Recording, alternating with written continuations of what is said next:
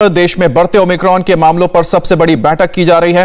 PM Modi ने आज Omicron के खतरे को देखते हुए बैठक बुलाई है और इस बैठक में पीएम मोदी सभी राज्यों के साथ मौजूदा हालात पर चर्चा करेंगे। पिछले 20 दिनों में जिस तरह से 110 गुना की रफ्तार से ओमिक्रॉन के मरीज बढ़े हैं वो खतरे की घंटी है।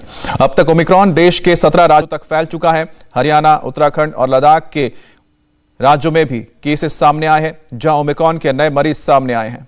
इन सभी 17 राज्यों में ओमिक्रॉन के 268 केस आ चुके हैं और इसे देखते हुए कई राज्यों में क्रिसमस से लेकर न्यू ईयर तक जश्न पर पाबंदी लगाई गई है।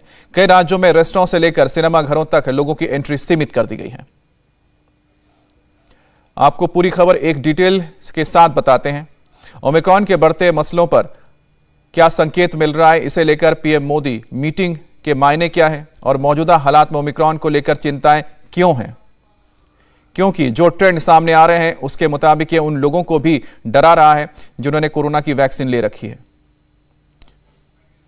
सबसे पहले वो 3 स्टेट जो ओमिक्रॉन के शिकार हुए हैं। हरियाणा में सबसे ज्यादा 4 लोग मिले हैं जिनमें सभी विदेशों से लौटे थे। इसके साथ उत्तराखंड और लद्दाख में भी एक केस मिले हैं।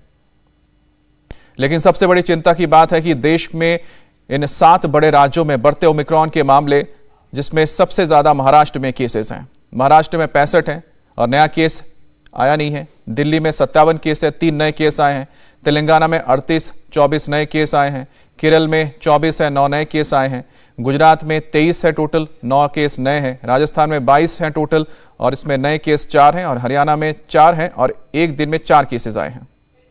ओमिक्रॉन के मामलों के साथ राजधानी दिल्ली एक बार फिर से कोरोना का हॉटस्पॉट बनता जा रहा है। पिछले 3 हफ्तों में जिस तरह से नए केसेस आ रहे हैं, कंटेनमेंट जोन बड़े हैं, दिल्ली में संक्रमण का खतरा बढ़ता जा रहा है। हम आपको बताते हैं कुछ आंकड़े। 1 दिसंबर से लेकर 22 दिसंबर का पूरा डिटेल देते हैं। कंटेनमेंट जोन 102 से 184 तक पहुंच गया है। 3 हफ्ते में 80% केसेस बढ़े हैं, कंटेनमेंट जोन बढ़े हैं।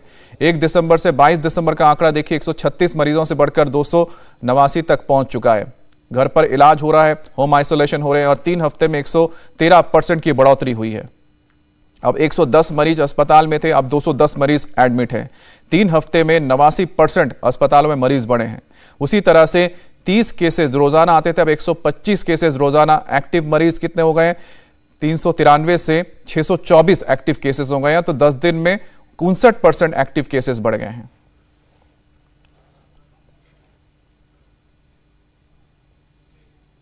दिल्ली में जिस तरह से ओमिक्रॉन के मामले सामने आ रहे हैं, उससे देखते हुए सरकार ने सभी RT-PCR सैंपल को जीनोम सीक्वेंसिंग के लिए भेजने का फैसला किया है।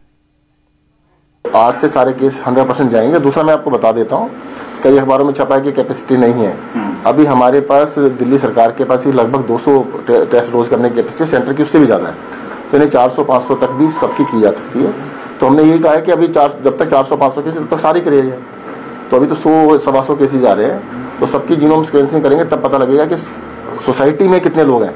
वो क्या रहा है कि जो एयरपोर्ट से आए वो सारे ओमिक्रॉन निकल रहे हैं, काफी सारे निकल रहे हैं, ओमिक्रॉन निकल रहे हैं। जो सोसाइटी से है हमें पता नहीं लग पा रहा, तो इसलिए 100% करेंगे तो पता लगेगा। उधर मुंबई में भी देश का सबसे बड़ा कोरोना हॉटस्पॉट बनता जा रहा है।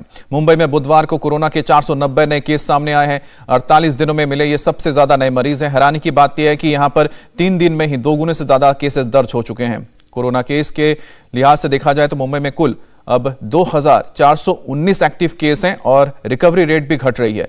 मुंबई में महाराष्ट्र के कुल 65 ओमिक्रॉन के मरीजों में से 30 मरीज हैं और चौंकाने वाली बात यह है कि इसमें से 20% मरीजों की कोई ट्रैवल हिस्ट्री नहीं है और इसके खतरे का संकेत और बढ़ता जा रहा है कि कहीं लोकल इन्फेक्शन तो नहीं शुरू हो गया है।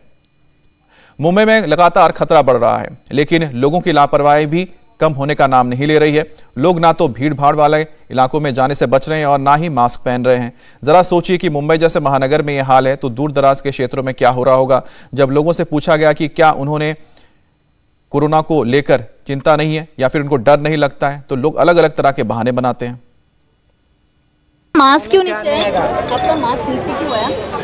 सॉरी। अच्छा, आप बता सकते हैं आंसर? आप भीड़ भाड़ में आपको डर नहीं है कोरोना का? डर तो है ना, तो आप बताएंगे कोई रीजन?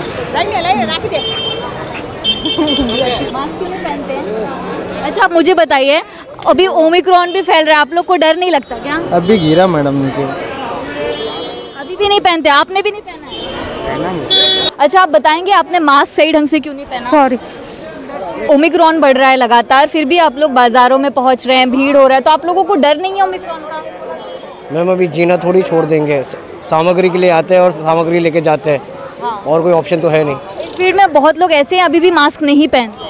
वो तो गलत है, नियम कानून लगाना चाहिए, फाइन लेना चाहिए जो नहीं पहनता। वो तो गवर्नमेंट कर रही है, अभी जो नहीं पहनता अभी क्या कर सकते हैं। तो जान से ज़्यादा ज़रूरी है शॉपिंग करना। मैम खाना तो ले, खाना तो खाएंगे, खाना ही लेने आते हैं। अभी ऑनलाइन में भी नहीं हो रहा, सस्ता काम है नहीं, क्या करेंगे। इंडिया टीवी हर वक्त हर जगह डाउनलोड करने के लिए सर्च करें India TV news Google play store या ऐप स्टोर पर।